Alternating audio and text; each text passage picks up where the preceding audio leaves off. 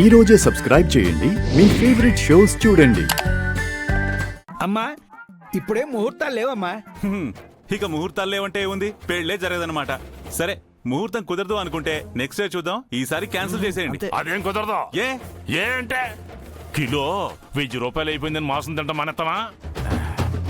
అట్టాగే ముహూర్తాలు లేవని పెళ్లి చేసుకోవడం మానేస్తామా? చెప్పు.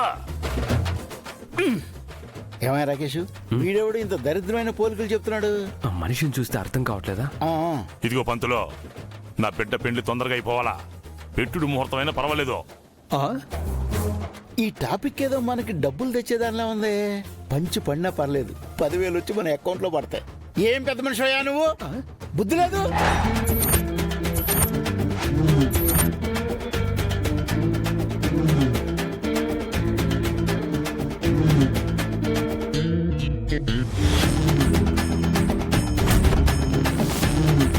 సార్, వీడు దెబ్బలు తిని డబ్బులు దుబ్బడానికే మధ్యలో దూరుతాడు.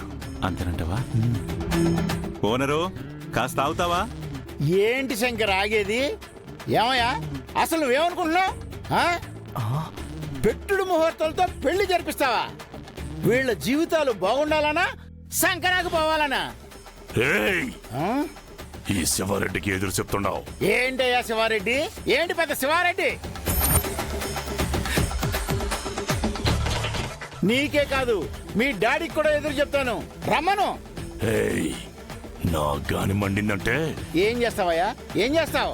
ఒకటి పీకుతావు అంతే కదా. పీకు పీకు పీకు.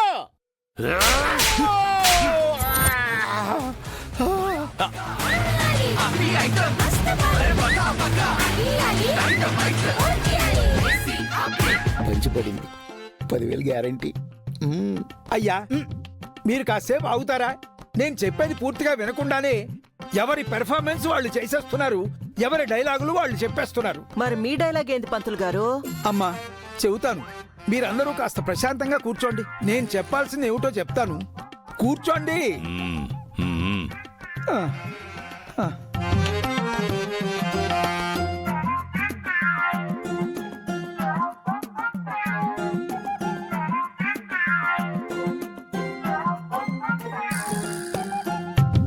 అయ్యా దివ్యమైన ముహూర్తం ఎల్లుండే ఉంది. అవును.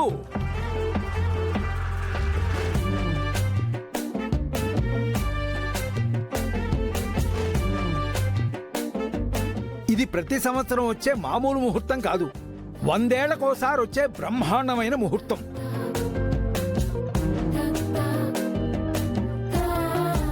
ఈ ముహూర్తంలో ఎవరైతే పెళ్లి చేసుకుంటారో వాళ్ళ బొమ్మ సూపర్ హిట్. అయితే పంతులు గారు, మీరు చెప్తున్న ముహూర్తానికి ఎవరు పెళ్లి చేసుకున్నా కాపురం బాగుంటుందా? తిరుపతి గోపురం లాగా వెలిగిపోతుందమ్మా.